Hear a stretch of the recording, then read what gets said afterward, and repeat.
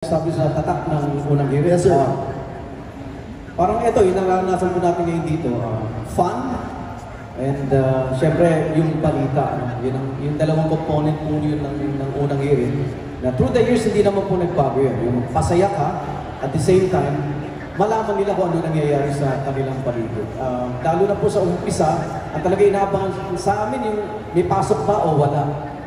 Totoo po yun. Dahil minsan pag inisip nyo yung umaga po namin, mga bata po yung audience, no, maagang papasok.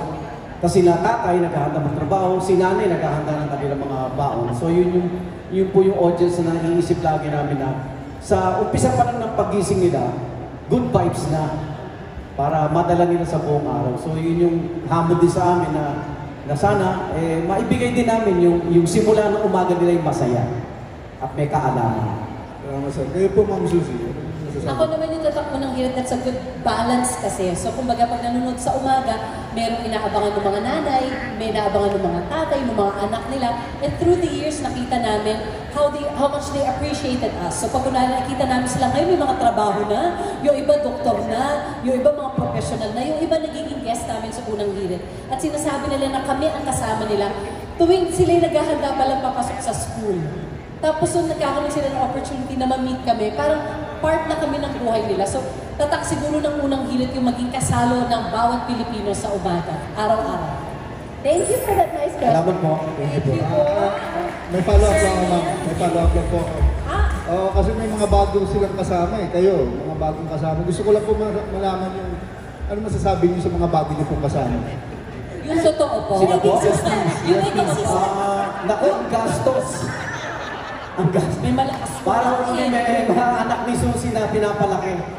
Opo. Pero natutuwa kami kasi nakikita din namin yung sarili namin sa kanila nung 25 years younger kami. Ganon din kami kasipag, hindi man nabago yun. At natutuwa kami na enjoy po sila sa pagsama sa amin sa unang hirit. Kami din, marami kami natututunan sa kanila. So kung kunwari, nagtatanong sila sa amin ng mga whatever tips or new information, kami din, dahil mas bata nga sila, mas aware sila yung sa mas alam ng kabataan ngayon. So sila din nagtutulong sa amin. It's such a good two-way street. We really learn from each other. We're so happy to have them nakasama sa show namin. Ang masaya everyday, hinihintay namin kung anong bago naming TikTok. Kasi sinasama po nila para, alam niya yung generation gap pa, na masaya, nakakabata po silang mga bago. Nakakabata po. Nakasama si attorney sa TikTok, ha? Attorney, paano kanila napapapaya?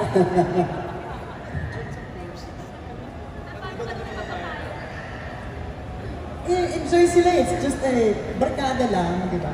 So, pag nagkakayayaan, why not? Diba? So, marami din natututunan. Always game si attorney. Yeah, why not? Life is short. We should have fun every day. That's right, that's right. Enjoy life. Thank you. Thank you po. Thank you po. Thank you, and congratulations. Thank you, Sir Ian Ramos of Tempo. Now, moving on from our next question will be coming from Sir John Bueno of Bumagao. Hi.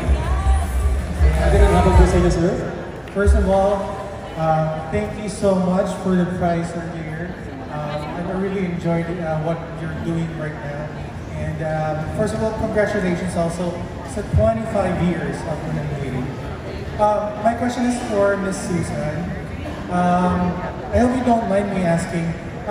Ang dami na pong kino-cover sa labas. Usually you're outside, you're covering really hard-hitting news, and some are light-hearted too. But what is the most challenging one by far na ginawa ninyo for Unang Hirit? Ang pinakamabigat dyan, yung nung punta ako ng Tacloban para mag-cover ng Yolanda, you know, the super typhoon Yolanda. Kasi pagdating ko doon, day after So pagdating ko doon, ang dami ng dead bodies along the road, yung distraction, talagang yung andyan na visible pa. So parang natural lang naman sa tao na ikaw malulungkot, sasaktan ka. But nevertheless, doon ka to do a report, maging objective ka sa lahat ng nakikita mo. But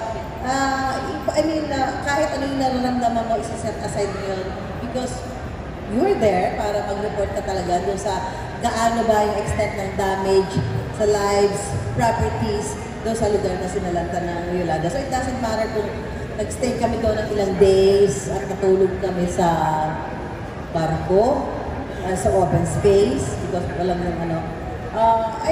Kahit ganun yung sitwasyon, I'm always grateful dahil sabi ko nga, it's history happening before my eyes at yung nakikita mo yung mga ganun nangyayari, something na hindi naman lahat ay privilege na ma-experience. Miss Susan, kwento din po yung kaninang nakita namin, yung nasa Vatican po kayo. How did it feel being in front of the Pope? Oh my God. Di pala yung naiiyak ko talaga no? Parang tumatayo balahibo ko. Kasi parang hindi naman lahat tayo nagkakaroon ng pagkakataon na makita up close and personal si Pope Francis. And then, dahil Katoliko ako, so miski nung pumunta siya dito, hindi nga ako nagkaroon ng pagkakataon. Pero, nung pumuntaan ko sa Rome, doon ko pa siya nakita. Of course, yung nakita ko rin yung kay Padre Pio. Pumunta rin kasi kami kay Padre Pio. Yung mga ganong klase ng experience, ano yun, priceless yun. At talagang hindi mababayaran na kahit ano pa yung mga ganong karanasan na hindi naman nararanasan ng bawat isa sa atin. Sa susunod na mga, of course, na taon ng unang hirit, magkakaroon pa po ng mas malalaking balita na tinutuloy. Sana. Sana magagandang malalaking balita. Sana. Magagandang malalaking balita. Sana. Magagandang malalaking balita. Sana. Alright. Thank you so much. Thank you po. Thank you. Alright, that was once again John Bueno of Kumagkaw.com. Kumagkaw, as I'm corrected. Alright. Moving on to the next media. This is a question coming from Richard Paglikawan of Lionheart TV. Kung nakapag-uwi ng 6,000 pesos tingin from our segment. Congratulations once again, Sir Richard. Your question, please. Hello, good afternoon. Salamat sa wait ko kanina, kahit kinakabahan talaga ako. Anyways, yung question ko para sa mga younger host natin sa unang hirit. Kay Kaloy. Kasama po sa... Kay Gabby. Sige, pwede, why not? At saka kay Aljo. So, from TV, meron ng online pala yung ano, yung unang... Ay, sorry. From TV, meron ng online yung unang hirit. So, question ko dun sa mga hosts, especially yung mga nagbabasa ng mga comments online, na Shaira. How do you deal with online streaming at saka sa mga fan, especially comments? May mga masishare ba kayo na comments na and paano nyo dinil yun? Especially live kayo. What comments are we talking about? Specifically, negative comments, ganyan? Something about us? Okay. Ako, I guess, with us personally, how I'm gonna handle that, especially sa mga streaming platforms ng unang hirit, and also, even with my own streaming sa aking mga personal platforms, I probably, the best way to deal with those is to, well, personally, I'm talking personally, probably is to neglect. If it's too negative, if it's coming from somewhere na negative at wala namang patutunguhan, then why bother, di ba? But if it's something na you think would help you improve on what you're doing on your craft, personally or professionally, probably take it constructively at saka you learn from whatever has been told to you. Hindi mo dapat siya deadmahin lang, but also to reflect for you to improve as a person. Yun sa akin. And to add on that, sir, since morning show po kami sa umaga, sobrang iniiwasan po namin negativity. Masaya lang po sa group namin kasi we as hosts, we're like a family. So yung mga maliliit na bagay din po, hindi na po namin pinapansin yan. Ang sinashare na namin sa umaga, good vibes, love, that's it. Para po pag-reflect namin sa camera, paglabas namin sa camera, yung radiant po kami ng happiness, all smiles kami na genuinely na, wala kami tinatagong negativity or anything. So hindi po namin pinapansin as much as possible. Ako po nire-replyan ko. Joke lang. Go burn!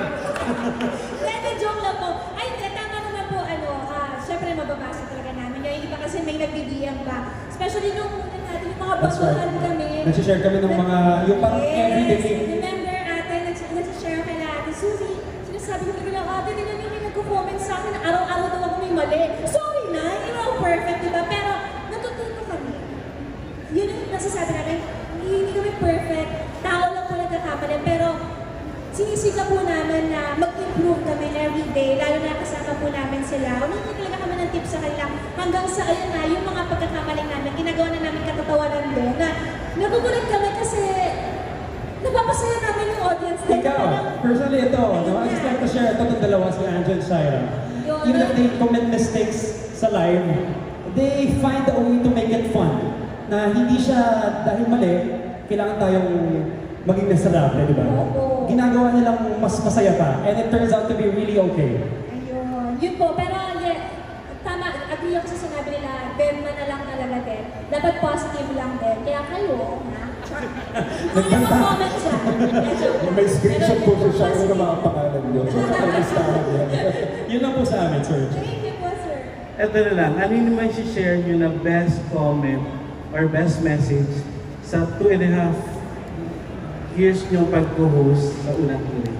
Individually po ba ito? Yes. Individually kasi mga comments sa UHQT weather presenter yung mga madalas na Totoo. Filter nyo, hinahanap niyo sa shoutout yung nagbanggit ng pangalan niya.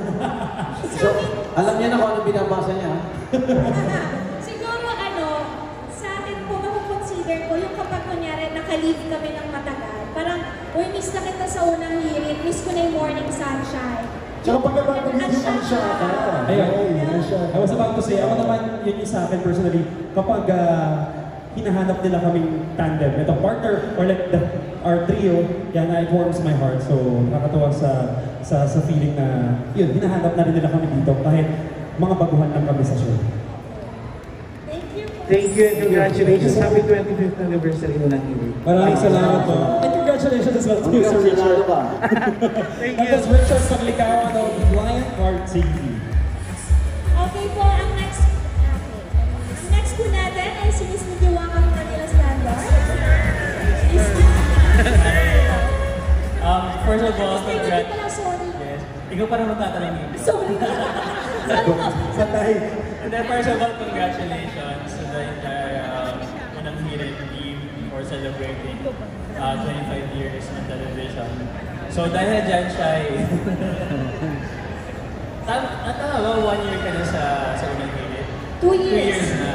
Pero, ba't tama, sakto lang.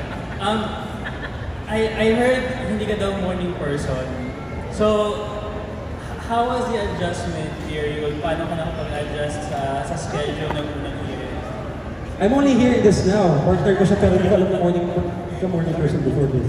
Hindi talaga. Hindi talaga. Kasi hanggang morning gising po ako. Alright. Medyo naayos ko na siya. Actually, hanggang ngayon po, adjusting pa rin ako. Lalo pa meron ng dolo na ongoing taping ko. So, ang panibagong adjustment na naman po. Pero siguro, ang tagal kong puyat. Kasi po parang, di ba para po ma-adjust niyo po yung tulog yun na mapaaga, kailangan titiisin mong dilat yung mata mo. Pagkatapos sa unang hirit, dapat hindi ka mag-siesta, walang nap, para po antukin ka ng maaga. So, feeling ko yun yung naging adjustment ko po. And at the same time, yung disiplina din sa sarili po. Kasi sa totoo lang, lagi kasi akong puyat talaga before unang hirit pa. Then, sabi ko nga yung unang guesting ko sa unang hirit, ayoko na, last promotion ko na to, hindi ko kaya. And dito rin pa rin bagsak ko, so kunain ko na. Pero ang ganda na nangyari sa akin talaga. Pero yun po siguro dahil sobrang love ko yung show, gusto kong magtagal dito sa unang hirit. Kaya po, dinidisiplina ko po yung sarili ko po talaga na kahit na antok ako puyat, galing trabaho, matutulog po talaga ako ng sa set po, ayan po, may mga nakikita po kayo ng mga behind the scenes, tulog po ako, nagdanakaw na lang po ako para po, ayan, makabawi-bawi. Pero pumapasok pa rin siya. Pero what's the best part of waking up early morning? Yung makapag-breakfast ko na libre. Courtesy of Cardino. Hindi, kasi po yun po talaga yung parang naging bonding namin talaga na para kami may mga tatay, may mga nanay, pandesal mommy, so may kanya-kanyang bit-bit po talaga. So yun yung may pa-bake pa si attorney, may mga pa-cookies and nuts si Ate Susie, si Chef JR. Siyempre yung taya niya, yung mga tawid, di ba? Tama. Si Anjo, tirador lang din po siya. Kami po. Walang ambak yan. Walang ambak po. Pero yun po yung best part ko talaga. And last question na lang. Sa lahat ng segment ng unang hirit, ano yung pinaka-na-enjoy mo and why? That's a very difficult question. Yung wala kang mali. Yung wala akong mali. Siguro po, yung paglabas po, yung fiesta po, kasi yung mga lugar po na pinupuntahan namin tuwing fiesta, yun yung mga lugar na hindi ko sasadyain puntahan. Kasi hindi ako pala travel masyado. And kaya grateful ako sa unang hirit po kasi nakakagala po ako, mas nabuksan pa yung mata ko sa mga mas magagandang lugar dito sa Pilipinas. Kung ikot ko, nalalaman ko yung kung paano sila to, yung kultura nila, yung tradisyon nila. So yun po para sa akin ang best part ko.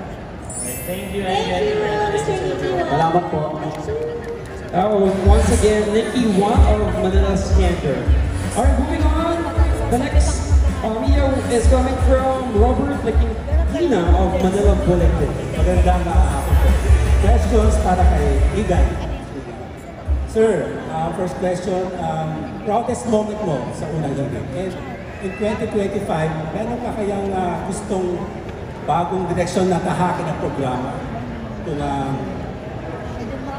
meron bang new ideas? Proudest moment? Yes. Parang everyday. Simula nung nabigyan ako ng chance na maging morning show host, yung commitment mo everyday, gano'n na lang. Gigising ka ng iniisip mo, yung viewer. Ngayon, yung direction na tatahakin namin. Siguro, it would be the same na nagustuhan ng tao. Wala na ako nakikitang dapat baguhin. Medyo with the emergence ng social media, kung mapapasin nyo, medyo doon na rin ang direction namin. No? May mga social media platform na rin po ang unang hirit. Nasa TikTok, nasa Facebook, and surprisingly, pati sa mga bus na may TV, nakikita namin nagko-comment sa amin. So, naging wide na yung audience namin, naging global. So, mas siguro yun ang direction namin. Sasabay ka rin sa pagbabago din sa mundo. And kung kami lang, personally, sa akin wala akong nakikitang big changes. Kung ano yung ginagawa ko 25 years ago, yun pa rin ang gagawin ko hanggang ngayon. Okay, sir. Sir, last question. 25 years na unang hirit. Ano kaya ang sikreto at hanggang ngayon, pinapanood pa rin ang unang hirit? Considering na may mga kalaban din kayo sa other networks. Hindi kasi yung nakikita ng tao sa kanilang television o other social media platform, sincere yun eh. Yung samahan namin on and off camera. Sa unang hirit, marami na po ako naging kumare. Mga kumare ko po ito. Marami na rin po akong inanak sa kasal at mga aanakin pa sa mga future. Nakatoka na rin. So, yung pagiging barkada o pamilya namin on screen, mas masaya minsan pag off eh. Dahil nandun yung bonding po namin. Kasi pag sa TV, segmentized po yan. No? So minsan, si Kaloy at Shaira lang nandun, o si Anjo habang nagwe-weather, wala yung nagkakasama-sama kami. Off-cam po yun. Doon po yung masaya na nandun na yung ano nangyari sa pamilya, kamusta nangyari. Kamusta din po kami ng mga anak, ng mga apo.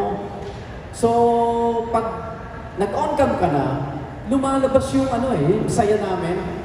So nadadami na rin po yung mga viewers doon.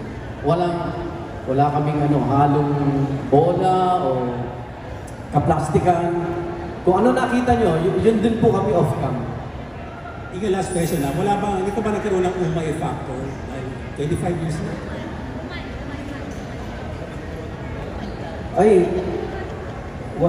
Parang, kasi tingnan nyo, nakakatuwa ho doon. Minsan may guest kami, nabanggit na ni Susie. May guest kami sa UH Clinic na doktor, na siya yung naging alarm clock namin. Tapos ngayon professional na siya. Parang, wow, parang kasama ako sa tagumpay niya, di ba? So yun eh, umay. Siguro audience yung makakapag-decide nyo. Dahil hanggang nakikita namin sa, realidad naman, ratings, commercial loads, parang hindi ka mauumay. Kasi hinahanap din po ng katawan ko. Actually, yung nangyari nga po sa akin, mga 3 months din ako nawala sa unang hirit. pinilit ko talaga makabalik. Kasi hinahanap ko, pagising ko, wala kang ginagawa, pero kailangan magpalakas ka, magpagaling ka. Pero yun yung naging motivation ko na makabalik agad. Kasi binigyan mo ako 6 months na makarehab. In 3 months tumatawag na po sa gusto ko nang bumalik. Iba yung inspiration na nabibigay po sa akin personally ng unang hirit pagising mo sa umaga. Thank you. Salamat po, congratulations. Thank you, Sir Robert Mercadina of Manila Bulletin. Now, next question will be coming from Ms. Rose Garcia of Bangladesh University.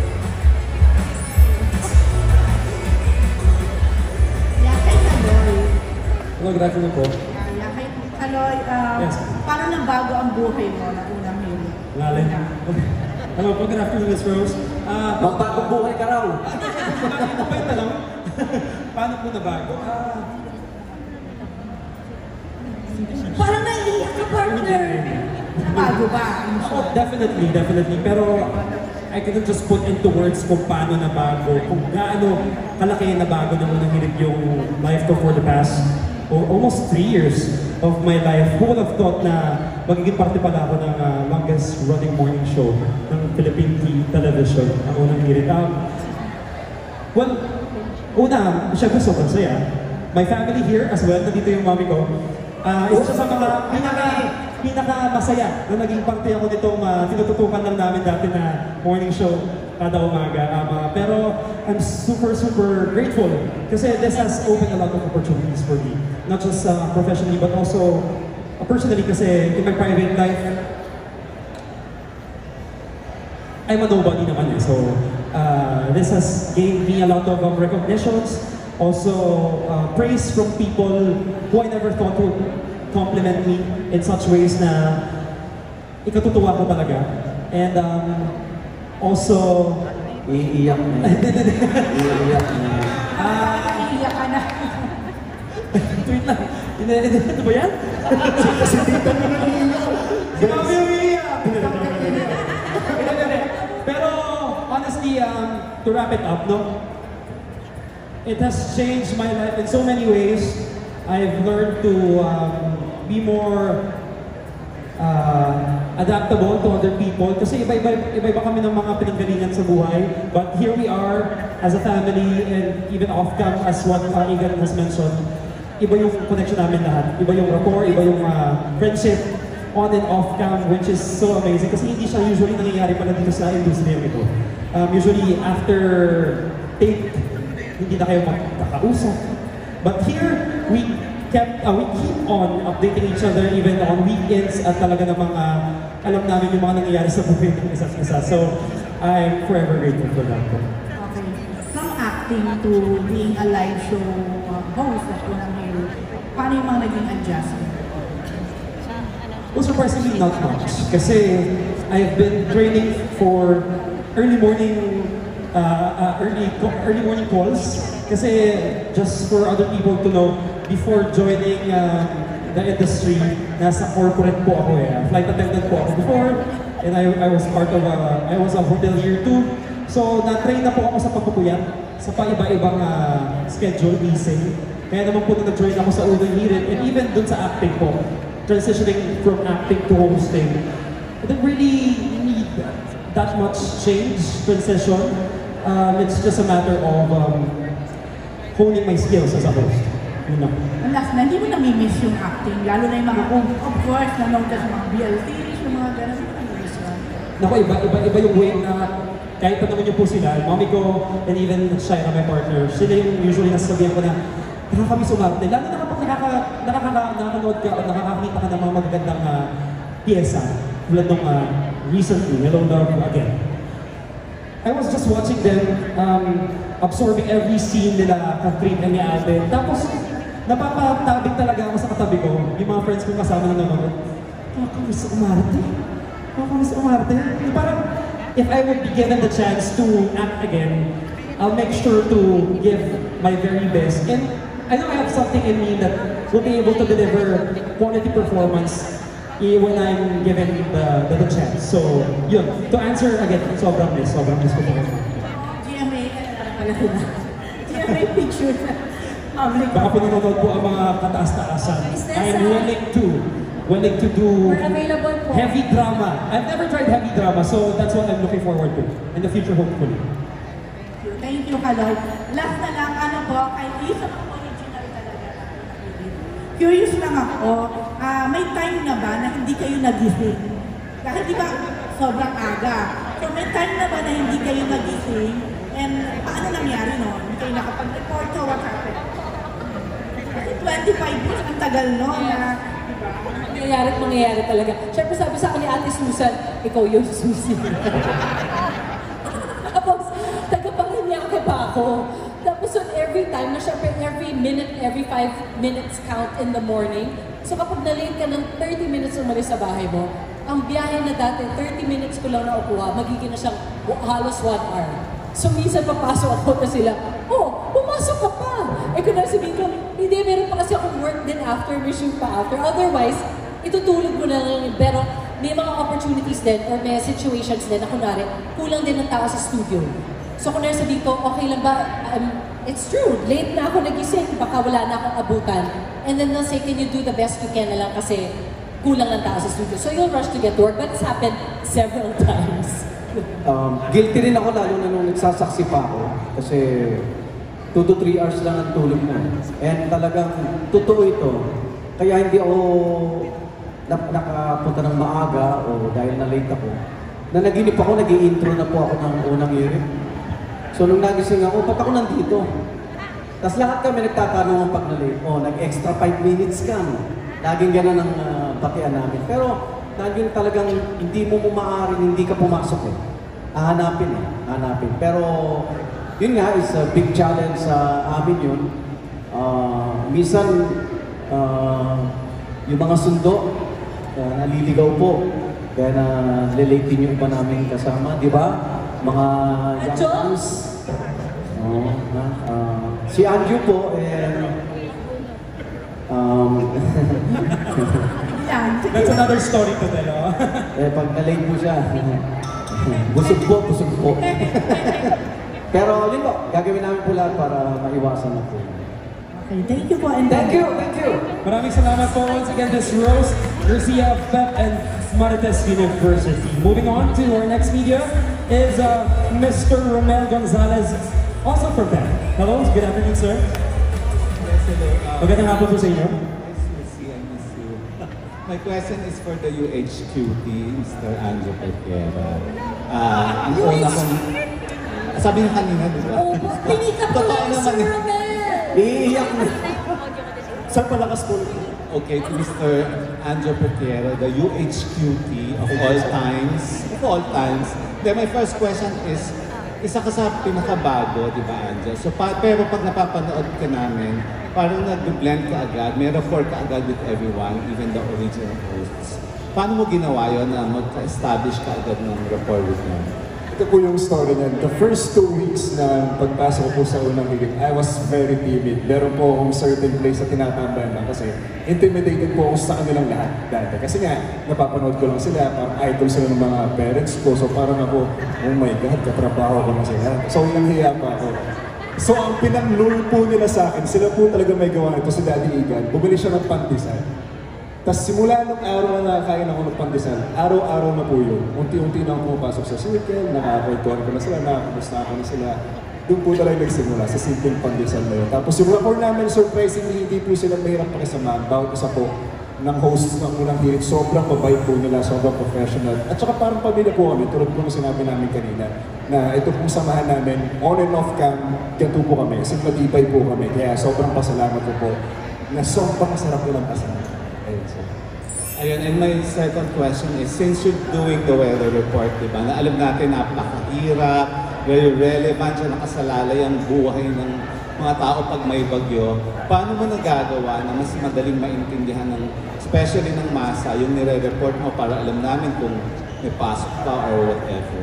Ngayon po kasi, dati nung nanonood ako ng weather, idol ko po si Mang Tangi talaga. Pero ang napansin ko kasi dati, may mga words na malalim, may mga matalinhaga. So ngayon, ang atake po namin ngayon, yung maiintindihan ng lahat. So parang in layman's term.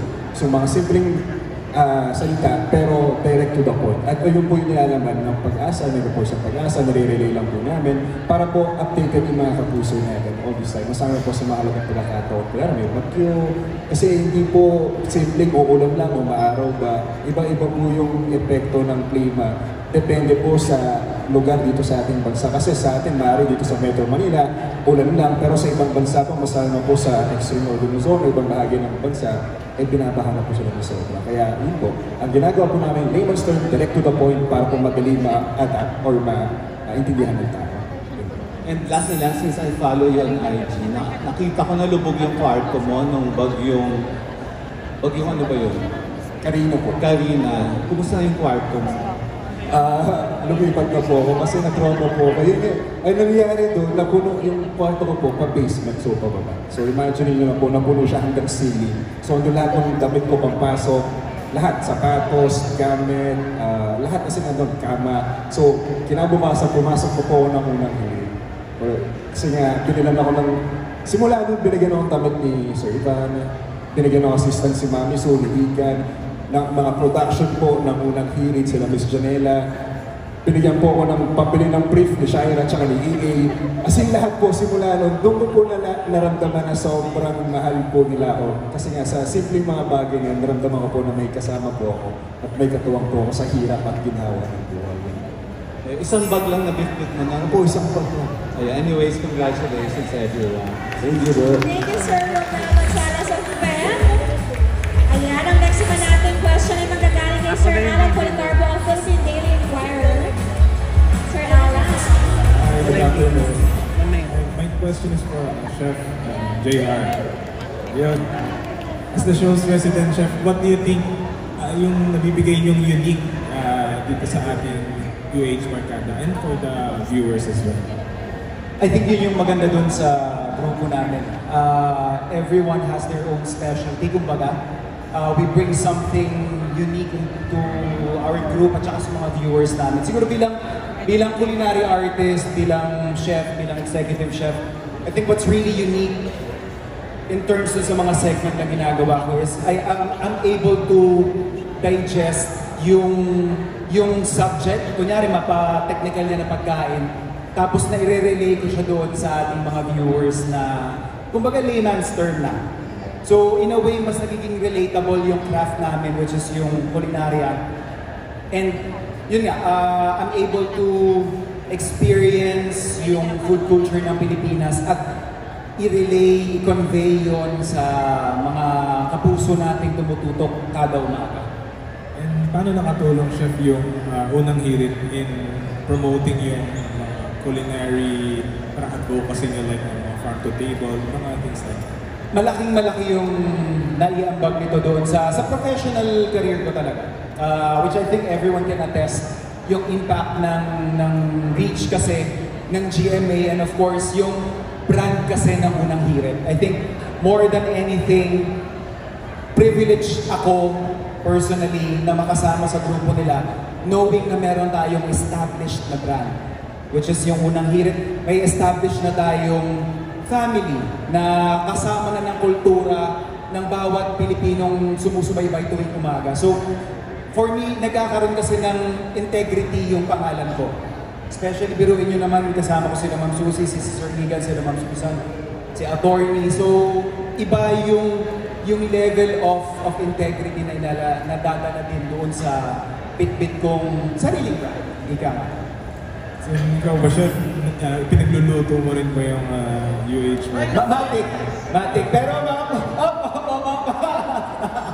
yes, whenever I have the opportunity na maipagluto sila sa studio, syempre, toka tayo dyan kada. Tawid, besin tawid. Pag may gathering kami sa... Oo nga, yan sa mga get-togethers, yan, toka din.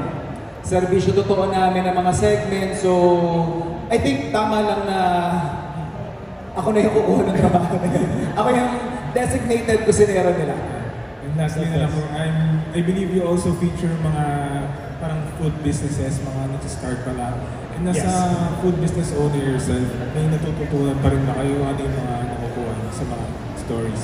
Yun po talaga yung I think bilang host ng mga segment na targeted doon sa mga pagkain, related sa pagkain.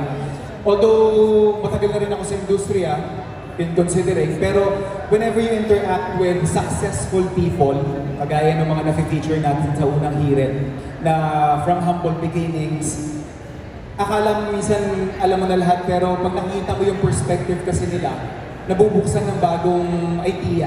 Nagkakaroon ka ng bagong atake doon sa isang bagay na very comfortable ka nang gawin. And yung mga learnings from them, definitely marami pa rin tayong nakukuha sa mga interactions na nakukuha natin with them. Thank you, Chef, and congratulations to everyone. Yes, sir. Thank you.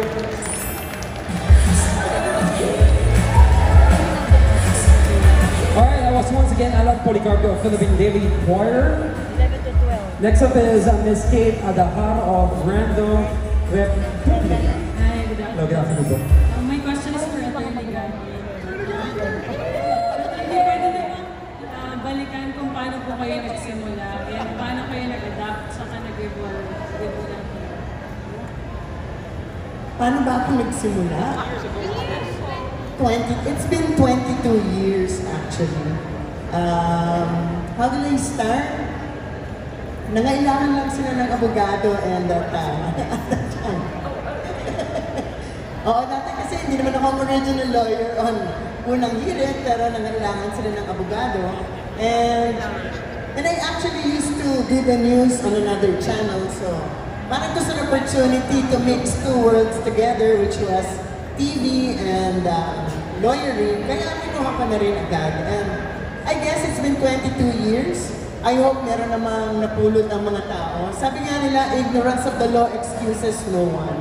So siguro naman yung 22 years, ilang beses sa isang linggo, over 22 years siguro naman merong napulot kahit papano ang mga nanonood ng unang hirit. Paano ako nag-adapt? Wala na. We just take on whatever happens, new people arrive. I now literally let my hair down. Dati kasi talagang dapat magmukhang abogado, di ba? So, palaging nakatali yung buhok ko, naka-suit, ganyan. Pero ngayon, I let my hair down, nagti-TikTok, di ba? Pag nandyan tong mga batang to. And really, it's just really having fun, di ba? Letting your hair down and just being ourselves. Any memorable feedback sa segment niyo po? Ano yung naging impact ng show sa legal practice? Memorable. The only thing that's memorable for me is when people approach me or they write to me and they say thank you because they learned something new. Or actually, ang pinakamalaki is that I actually, at ito yung medyo madalas na nangyayari, they actually say that I influenced a lot of young women or a lot of people to become lawyers. So, I think more than anything na nakapag-inspire ka, I think that's been the greatest compliment and the greatest testament to doing this. No? Hindi maaga na magre-research ka, tapos padadala mo aga-aga, tapos dapat mukha kang fresh, na hindi ka gumising ng maaga at nag-travel ng umaga. Pero yun, through the years, meron na rin naging abogado actually. Doon sa mga nagsabing na-inspire sila, naging abogado na sila, lumapit sila sa nila, hindi ako naging abogado kung hindi ako na-inspire sila. So I think that's the biggest thing. Thank you. And yung impact naman po sa legal practice, did you get clients because of the show? I try to avoid getting clients from the show. Kasi nga hindi ko naman ayoko ma-accuse na ginamit ko yung show as a means of furthering my personal practice. Pina-farm out ko ang mga queries. If it's an ordinary query na hindi naman kailangan ng further work, ginagawa ko na lang. Pero kung yung mag-appear sa trial, ganyan, parang sa iba na lang. Kasi nga, dapat medyo unblemished yung reputation ko as a lawyer on the show. So, yun. So hindi ako tumatanggap ng kaso. Thank you and happy anniversary. Thank you very much. Thank you, Ms. Kate Adahar of Random Republic. Ngayon, ang next question naman ay nagdadali po kay Sir Dodon Sermino of Amante Creative Online and Dodon Sermino YouTube channel. Sino nagtanong kay Atty? May papod ako para sa'yo. Kasi sabi mo yung professional, di ba? May acting ka rin siya eh. Uy, totoo yan. Oh, gusto ko pong imbitahin ng mga tao na mga sa bagong teleserye as myself. Maraming salamat. Ayan, Sir Don Don. Mike, Ayan, okay. Magandang hapon.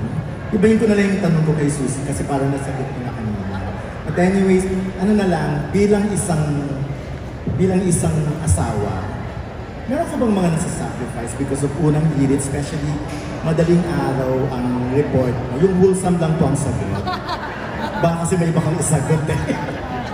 Yung pwede po sa gateway. Oo, pwede sa gateway. Kasi may ano din tayo taga-MTRCB, Ayan, so oo. kailangan maayos yung sagot.